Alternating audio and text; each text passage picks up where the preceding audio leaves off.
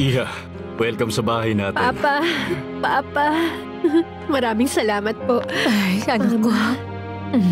Si Lolo Florentino na ang nagmagandang loob na sunduin ka para maihanda namin ang kwarto mo. Sana lang maging komportable ka. Hindi pa rin ako makapaniwala na magkakasama na tayo bilang isang pamilya. Ang kulang na lang dito ay ang anak ko. Pag nangyari yun, sobra na akong magiging maligaya. Magkakasama rin kayo. Manalig ka lang sa Diyos. O siya, tapos na ang mission ko kaya aalis na ako. Marami pa kasi akong aasikasuing orders. Ay, Lolo. Salamat talaga. Malaki ang naitulong nyo. Babalik na lang ako sa ibang araw para madalaw uli kita. Huwag kayong mag-alala. Bibisitahin ko rin kayo sa flower shop. Hindi magiging hadlang ang peklat na to para mabuhay ako ng normal. Alam kong ganyan nga magiging pananaw mo, Iha, dahil matapang ka at matatag. Pagpalain ka ng Diyos, Iha. Mahal na mahal ko po kayo. Mag-iingat po kayo. Halika, puntahan natin ang kwarto mo. Tayo na.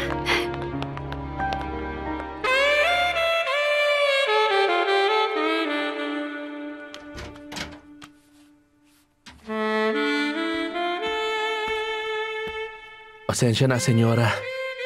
Wala pa sa bahay si Abril, kaya di ko mahanap ang planchado kong damit. Alam niyo ba kung nasan? Baka nandun sa may labahan. Tignan mo na lang. Maraming salamat. Pasensya na kung naabala ko kayo. Maiiwan ko na kayo.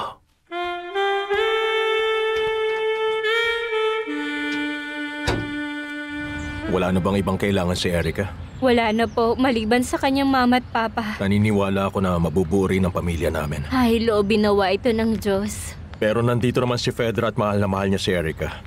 Handa niya ring ialay ang buong buhay niya para sa kanya. Opo, senyorito. Mahal na mahal po ni senyorita ang bata. Alcira, kahit wala na ako rito, dadalawin ko pa rin si Erica araw-araw. Kung may kailangan siya, ipaalam mo lang agad sa akin. Huwag po kayong mag-alala. Gagawin ko po. Gusto kong ibigay lahat ng pangangailangan niya. Kahit ano pa yon. Salamat. Erica, mahal. Halika rito. Erica. Ay, mahal na Birhen. Kung alam lang niya ang totoo na hindi mahal ni senyorita Fedra ang bata. Ang nagpapagaan na lang ng loob ko ngayon. Alam kong mahal na mahal ni Fedra ang anak ko. Inaalagaan niya at minamahal ang munti kong anghel. Naintindihan ko ang nararamdaman mo. Ito rin ang naramdaman ko ng mga panahong nasa kulungan pa ako. At iniisip kita. Ay, Mama, ang dami niyo ng hirap na pinagdaanan. Ay, nagbunga lahat ng paghihirap ko. Dahil sa kaligayahang meron ako ngayon. Ikaw, ang apo ko, at si Alfredo. Sana lang hindi na pumasok si Papa sa opisina niya. Ayoko siyang mapagod sa trabaho.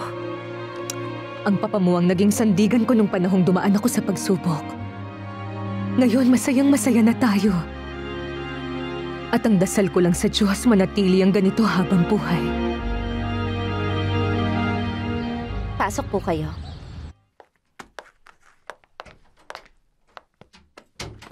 Magandang araw, Alfredo. Hindi ko inaasahan ang pagpunta mo, Berta. May sasabihin ako sa iyo at siyak nagugustuhin mong malaman ito. At ano naman yon? Kilala ko na kung sinong ama ni Abril. Kilala ko na kung sino ang lalaking bumuntis sa kapatid mo. Saan ka galing? Nagsimba lang ako. Yan na lang ang hinihintay ko, na ikaw, magsilbi ka na sa simbahan. Total, utusan ka rin naman dito.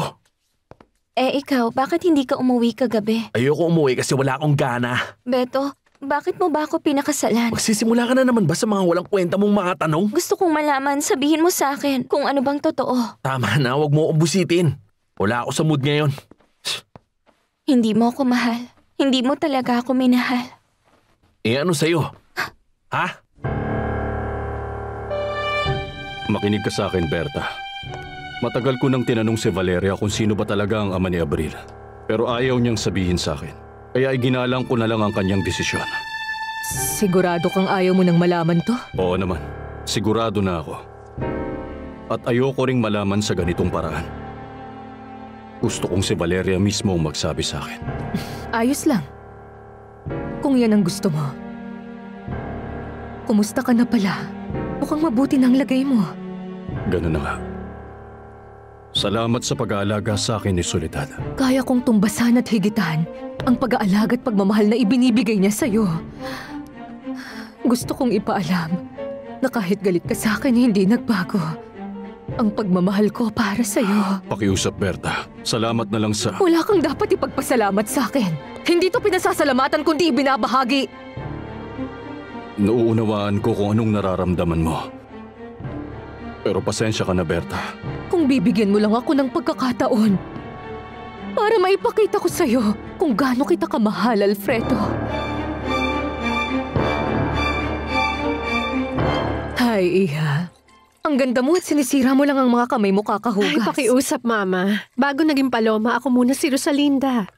At sa puso ko, ako pa rin to si Rosalinda. Alam ko. Pero di ka na sanay sa ganitong pamumuhay. Sanay ka na sa marangya at komportabling buhay. Mas pipiliin ko ang buhay na to kaysa yon. Hindi kayang tumbasan ng perang pagmamahal ng pamilya. Oo, pero may sarili ka pa ring apartment. May mga alahas, magagandang damit. Lahat nasa iyo na. Ay, hindi naman po sa akin yun, Mama.